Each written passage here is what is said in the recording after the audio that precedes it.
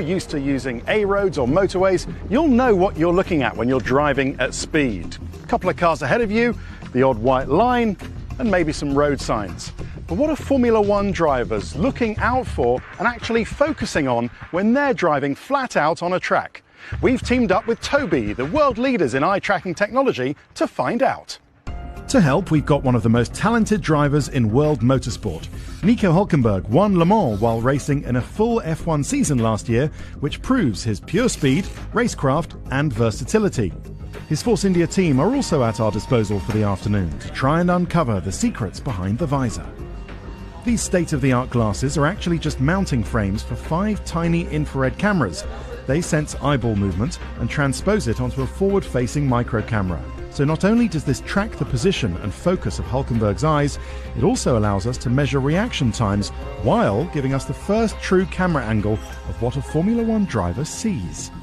But while it's all a new point of view for us, it's old hat for the driver. Do you ever think about or analyse what you're looking at when you're driving on circuit, or what you're looking for? Not really, to be honest. I think that's something, very natural for us, and you just do it instinctively. On a hot lap, we're really looking from apex to apex, obviously looking ahead. But it will be interesting to see what happens, and there might be some surprises.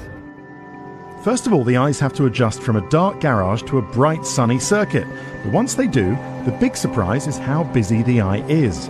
This is partly because the human eye has a relatively small focal point, so makes for a pretty lousy camera, but luckily the brain is a brilliant processor and fills in the gaps to create what we call peripheral vision. The quick movement of the eye between focus points is called a saccade. And what makes the best F1 drivers different to you and me is that they can train their brain to speed up these movements and understand the new information quicker, thereby taking in and processing more information than us mere mortals could ever hope to do. It's like some kind of super sense. For example, let's analyse leaving the pit lane and joining the track.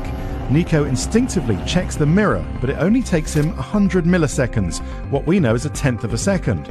This is approaching the shortest amount of time a human can look at something and take in the information he sees. On the road, you or I would typically need a minimum of half a second to look in our rear view mirrors and be able to recognise an object.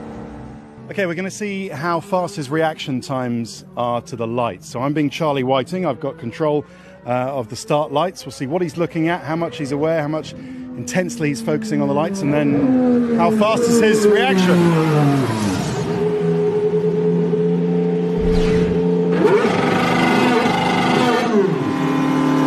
Go! Sounded pretty fast to me. Let's have a look at that in closer detail. When red turns green, eye tracking data reveals that Nico's reaction time is near enough superhuman. He fixates on the red light, and when it changes to green, his reaction time is just under 100 milliseconds. That's quicker than a tenth of a second. In athletics, anything below a tenth of a second is typically considered unhuman and therefore a false start. But they're reacting to the sound of a starting pistol. F1 drivers' visual reactions to lights are on a different level. Now let's focus on how to be quick, and in part, that's making sure you hit your apex. Approaching the corner, Nico focuses in on the apex that he can see clearly outside his front left tyre.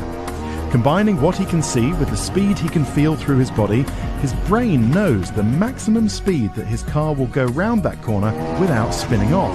Just focusing here from apex to apex, look into the apex, flip the curve, feel what the car does with your body, just react with everything you have. Interestingly, Hülkenberg spends a few seconds fixated on the apex. He's not looking down the road because that, in a sense, doesn't matter. It's getting the corner right that gives good lap time. The other thing to note is how little he looks at his buttons, switches, instruments and steering wheel. Since the rev counter and dash display are at the bottom of his peripheral vision, Hülkenberg can take in all that information without specifically shifting his focus and still make all the complex calculations he needs to when driving. For example, coming into the pits, Hülkenberg looks for the very clear black and white pit sign that denotes the start of the pit lane speed limit. It's a quick left and then right, and then an automatic reflex to push the green neutral button. But what the eye tracking technology shows us is that he's not even looking at the button. What he's looking out for is the striped glove of the front left mechanic. That is his visual reference points for a pit stop or a quick nose change. When you consider all of this, it's understandable why the likes of Nico Hülkenberg seem relaxed and calm out of the car. While they might seem like chilled out sportsmen, what they're really doing is just saving mental energy for what really matters when the visor comes down on a Sunday afternoon. And that's racing.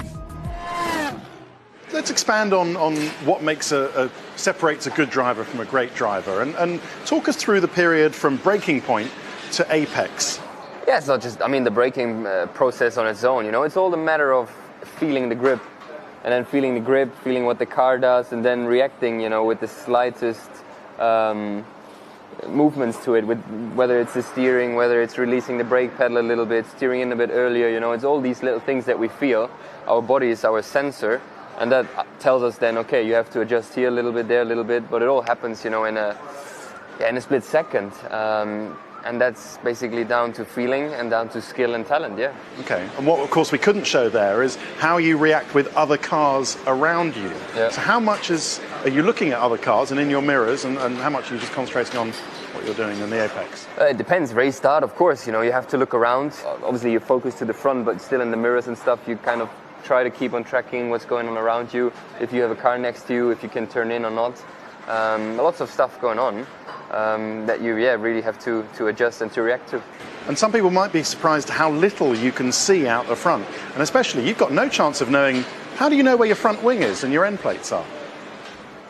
I look at it now, so I know where it is, but yeah, when you sat in the car, you don't see the nose or the front wing. But, you have those measurements, again, in your feeling, in your, measurements as well, visual measurements. If you race someone, okay, that's how close I can go.